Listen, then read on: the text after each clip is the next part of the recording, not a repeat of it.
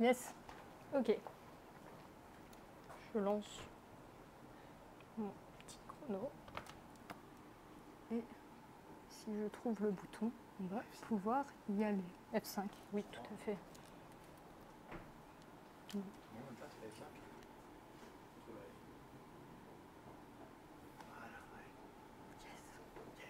Ok, est-ce que si je parle comme ça, vous m'entendez bien?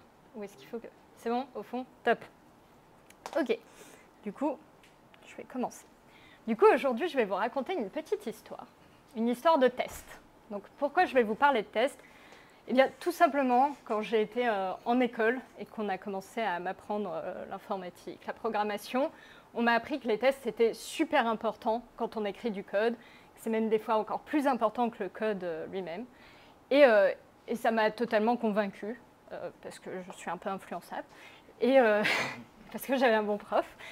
Et du coup, quand j'ai commencé à travailler, je me demandais vraiment à quoi ça allait ressembler sur le terrain, les tests.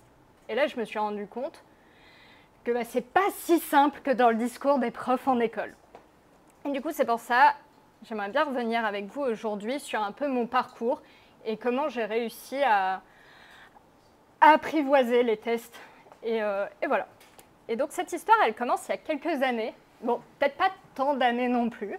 Quand j'ai commencé en tant que dev à Théodo, donc en sortant d'école, donc Théodo qui est une ESN aussi. Et que j'ai commencé sur mon premier projet et que j'avais très hâte de voir à quoi allaient ressembler les tests sur ce projet. Bon, côté bac, pas beaucoup de surprises, on teste de la logique, c'était plutôt rassurant. Et là, côté front, c'était un projet en React, je me disais, mais comment est-ce qu'on va tester, qu'est-ce qu'on va tester en fait dans notre front? Et là, je découvre un truc, les tests de snapshot. Je ne sais pas si ça parle à certains. Si ça ne vous parle pas, je pense que vous n'y comprenez pas grand-chose. Et c'était un peu ma réaction au début quand je suis arrivée sur ce projet. Du coup, j'ai pris un exemple très simple pour essayer de décortiquer le truc et comprendre un peu comment ça marche. Cet exemple, c'est un petit bouton, Say Hello. Quand je clique dessus, et le Word apparaît. Donc, on va tester ça avec des tests de snapshot. Comment on fait? En fait, c'est très simple. Ça tient en 3 lignes. Ce qui se passe, c'est qu'on va commencer par construire le DOM du composant en question et le stocker en format JSON. Et ensuite, on va comparer ce DOM construit à un snapshot. Et là, vous me dites, mais quel snapshot? D'où ça sort? En fait, le truc, c'est que la première fois qu'on va run ce test, on va générer le petit fichier en dessous. Enfin, petit, ça dépend de la tête du composant, qui est ce fameux snapshot auquel on va comparer le code les prochaines fois où on va exécuter le test. Et ça, si on décortique un peu ce fichier, ce qu'on voit, c'est que ce fichier, c'est vraiment le DOM, en fait. On retrouve les éléments du DOM, on retrouve le code. Donc ça, vous avez le fichier et en dessous, le code que j'ai écrit pour écrire le bouton. Du coup, on retrouve le bouton, on retrouve le texte Say Hello, on retrouve même le onClick qui traîne quelque part. Et du coup, c'est quoi le problème? C'est bon, on a compris ce que c'était un test de snapshot. En fait, le problème, c'est ça, justement. Mon test de snapshot, c'est juste une copie de mon code, auquel on va comparer le code à un instant t plus n. Et le problème, c'est que si je décide de rajouter une div dans mon code pour rajouter du style ou juste parce que j'ai envie d'introduire une div sans rien changer au fonctionnement, mon test ne va pas marcher puisqu'on va avoir une nouvelle div qui ne va pas être dans le snapshot. Du coup, le test va échouer. Donc, ce qui va se passer, en fait, si on reprend un flux de développement classique, c'est qu'on va ajouter une nouvelle feature dans notre code. Les tests vont casser, puisqu'on aura rajouté des balises HTML dans le code, et du coup modifié le DOM. Mais là, on a une bonne nouvelle, c'est que les tests sont très faciles à réparer. Ça, c'est vraiment l'avantage des tests de snapshot, c'est que pour réparer le test, tout ce que vous avez à faire, c'est mettre à jour le fichier pour dire, non, on ne prend pas l'ancienne version, ça, c'est la nouvelle version qui est à jour. Pour ça, on clique sur U.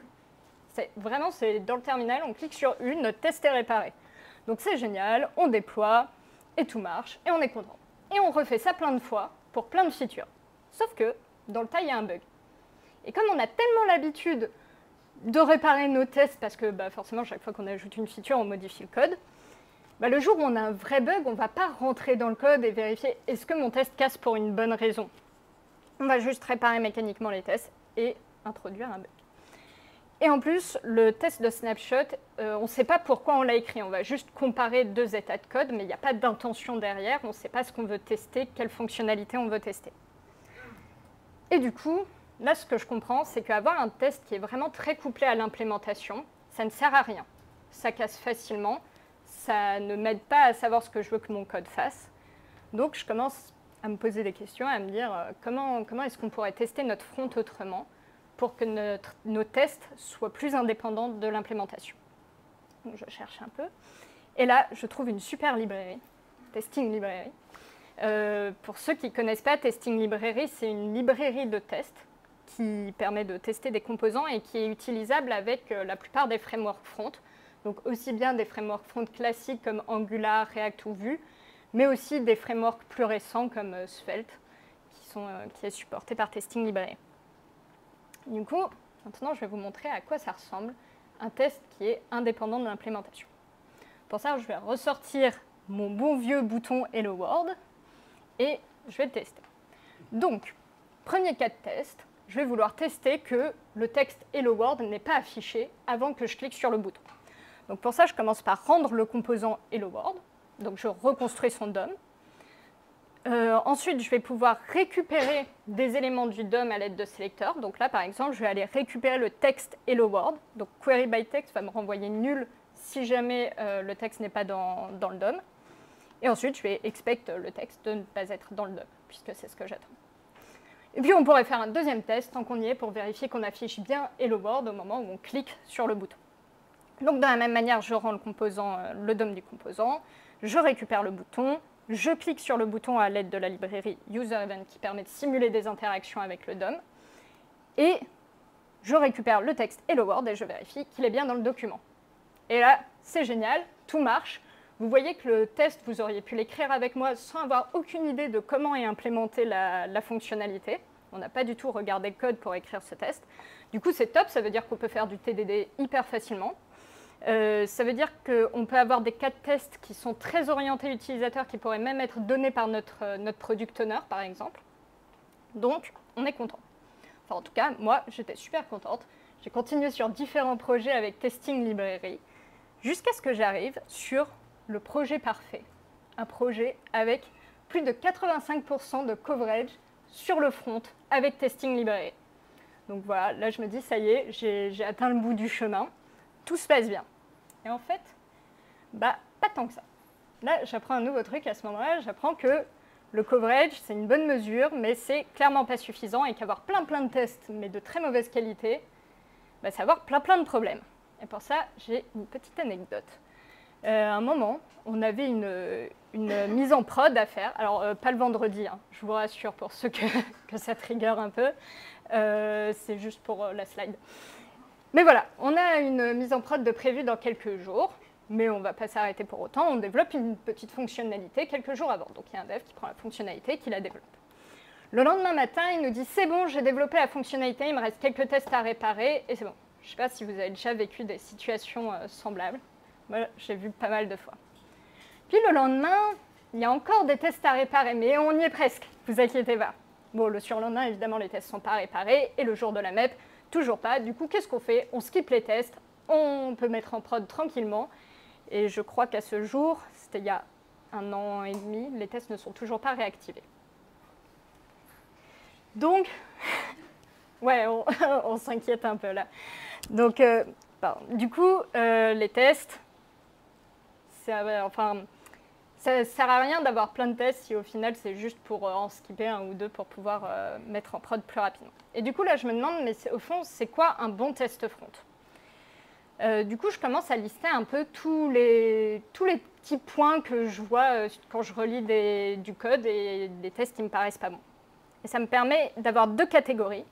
Ça me permet de dire pour moi un bon test front, c'est un test qui est à la fois maintenable et orienté utilisateur.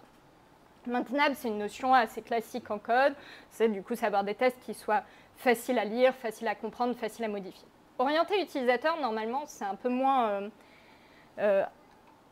classique. Du coup, c'est quoi un test orienté utilisateur?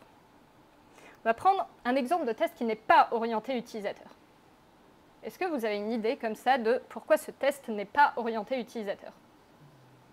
rapidement. En fait, pardon, il y avait... C'est orienté code, littéralement. J'entends pas.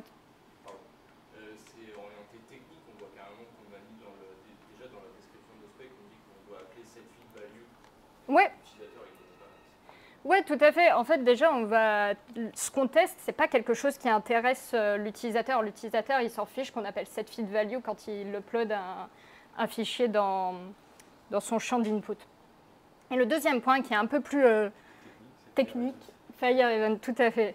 Et du coup, donc ça, c'est plus spécifique à Testing Library. Donc le Fire Event qui est une librairie qui permet de faire des interactions, qui n'est pas celle dont je vous ai parlé tout à l'heure. Du coup, pourquoi Fire Event? C'est pas orienté utilisateur. En fait, Fire Event, tout ce qu'il va faire, c'est que, par exemple, si je fais Fire Event.change dans un input, ça va trigger le onChange event de l'input. Et à la place, on peut utiliser User Event, qui est la librairie dont je vous parlais tout à l'heure, qui est en fait une librairie qui va wrapper Fire Event, mais qui va rajouter tout le flux avant le trigger du onChange event. C'est-à-dire, en fait, quand on va rentrer un élément dans un input, on va over le input, on va taper dans le input, on va avoir éventuellement des mouse down, mouse up, et ensuite seulement l'event sera trigger. Donc ça, user event, ça permet de reproduire toute cette chaîne de valeurs. Et c'est hyper important parce que, par exemple, avant, quand on avait Fire Event, ça nous est arrivé comme ça de tester un input qui était disabled. Donc on vérifiait qu'on pouvait bien rentrer une valeur dans un input, le test passait, le test était vert, sauf qu'en fait, dans la réalité, l'input était disabled. Mais ça, Fire Event, il n'a pas accès à cette propriété-là. Voilà. Et du coup, pour la fonctionnalité qu'on va tester, au lieu de tester qu'on appelle une fonction, ce qui est plus intéressant, c'est de tester le résultat de l'action. Et donc, par exemple, ici, ça va être par exemple, si on upload un document, vérifier que le nom du document est bien affiché pour l'utilisateur. Du coup, j'espère que c'est un peu plus clair pour vous, ce qu'est un test orienté utilisateur. Et en fait, du coup, sur ce projet, donc voilà, j'ai un peu mûri ma réflexion, j'ai compris pas mal de trucs. Et ensuite, je me suis dit que j'arrivais à un instant où c'était moi qui condensais toute cette connaissance. Et sauf que les projets, ça se quitte, malheureusement. Et du coup, je savais qu'il fallait que je fasse en sorte que ces bonnes pratiques perdurent après mon départ du projet. Donc pour ça, j'avais un peu deux grands piliers, à savoir empêcher les devs, enfin mettre en place des règles dans le code pour empêcher les devs d'introduire des mauvaises pratiques, ou bien enlever totalement les mauvaises pratiques du code, parce qu'on sait très bien que quand on code, souvent on va regarder ce qu'il y a à côté et s'en inspirer très fortement en se disant que si ça marche, il n'y a pas de raison que ça ne marche pas une deuxième fois. Et donc pour ça, alors déjà il y a un truc qui est génial, c'est la règle SLint. Il y en a plein pour Testing Library. On peut aussi en implémenter soi-même si jamais il y a des trucs qui manquent. Et ça m'a permis de couvrir la moitié de mes points de contrôle de qu'est-ce que c'est qu'un bon test front. Et ensuite, les règles SLint, ça m'a aussi permis de jouer sur le deuxième levier, à savoir éradiquer certaines mauvaises pratiques de la codebase, puisque ça m'a permis de supprimer tous les Fire Events en environ cette semaine, à raison d'1 heure par semaine, donc ce n'était pas non plus une charge de travail énorme, et donc maintenant je sais qu'il n'y aura plus aucun Fire Event dans cette codebase. Le problème, c'est que ce qu'on a vu tout à l'heure, par exemple, la fonctionnalité qu'on va tester, ça, c'est pas quelque chose que je peux vérifier avec mon IDE ou que je peux pas mettre de check automatique. Alors peut-être un jour avec ChatGPT ou quoi, mais pour l'instant, c'est compliqué. Puis en plus, on parle d'une codebase qui, là, à ce moment-là, commence à avoir 3 ans d'existence, donc je ne peux pas non plus repasser sur absolument tous les tests, puisque je vous rappelle qu'il y a 85% de coverage, pour tout corriger. En plus, c'est charge de travail énorme. Du coup, là, je trouve un troisième axe. Si je ne peux pas agir sur le code, je vais agir sur les devs. Là, ça va être un enjeu de formation de l'équipe. Donc pour ça, j'ai pu représenter ça un peu en 3 grandes étapes. Au début, quand je suis arrivée, les devs ne savaient pas qu'ils introduisaient des mauvaises pratiques dans le code. Donc ça se manifestait tout simplement par le fait qu'ils en introduisaient encore et encore sans remords. Et ensuite, du coup, j'ai pu commencer à leur montrer un peu des exemples, à leur faire des retours, à leur dire, bah là, tu vois, enfin, par exemple, ce fameux input disable qu'on testait, ça a permis de bien marquer un point. Et on arrive à un stade où les devs commencent à prendre conscience qu'ils ont besoin de progresser sur le sujet. Donc ça se manifeste, ils viennent me voir, ils me disent « Ah Elise, je suis en train d'écrire un test, est-ce que tu peux m'aider ?» Et comme ça, on arrive à la troisième étape, où enfin les devs sont autonomes, ils écrivent des tests, moi je n'ai pas de retour à faire, je peux quitter le projet sereinement. Donc voilà, pour la formation des devs. Et pour former les devs, il y a un outil qui a été hyper important pour moi, hyper utile, c'est la conception des tests. Alors je ne sais pas comment vous fonctionnez dans vos journées. Nous, à Théodo, avant de développer la moindre fonctionnalité, on va la passer en conception technique. On va prendre le temps de vraiment réfléchir à comment on va implémenter la fonctionnalité pour lever les incertitudes et une fois qu'on est dans le dev, avancer plus vite. Souvent, nos stratégies techniques ressemblaient à ça, enfin, nos conceptions de fonctionnalités.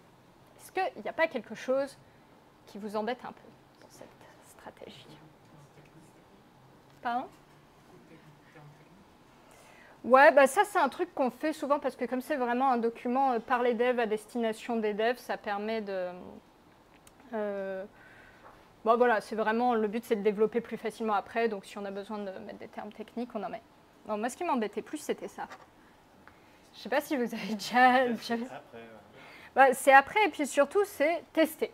Alors qu'est-ce que je teste? Comment je teste? Je ne sais pas, je sais qu'il ne faut pas que j'oublie de tester. Ça on me l'a dit. Voilà, mon prof me l'avait dit, les tests c'est important, il ne faut pas que j'oublie.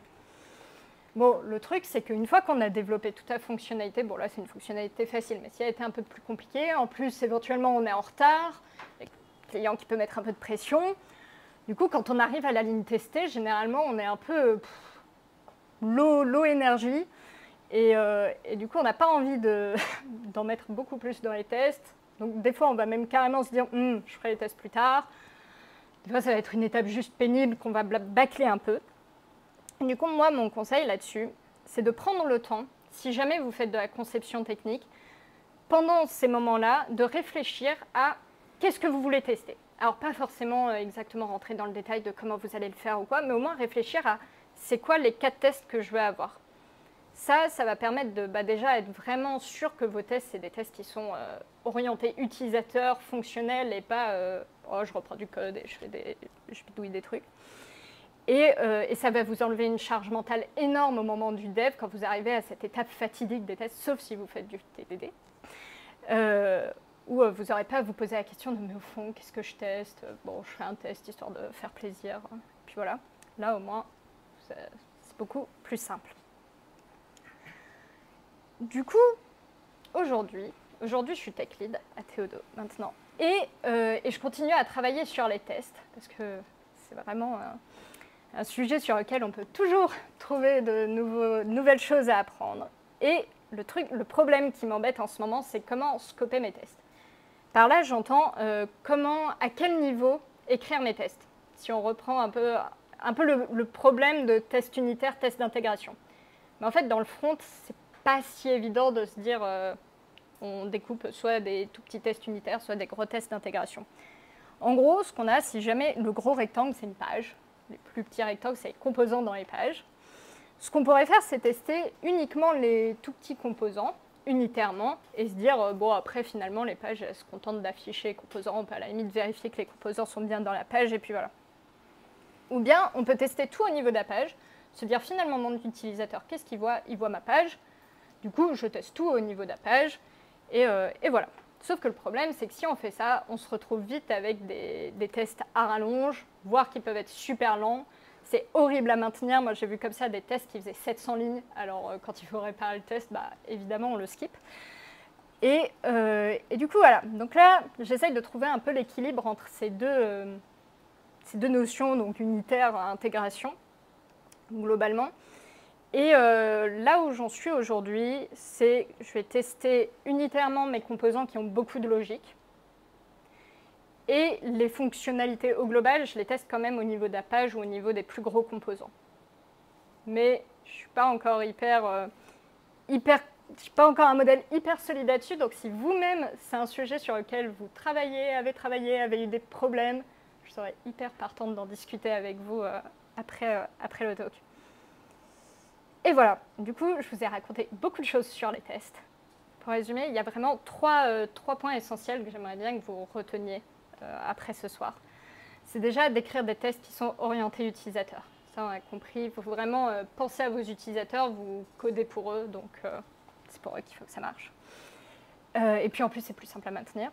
Testing librairie, si vous ne l'utilisez pas déjà, c'est vraiment top comme librairie. En plus, comme ça couvre tous les frameworks, vous n'avez pas besoin d'en apprendre une nouvelle en changeant de framework.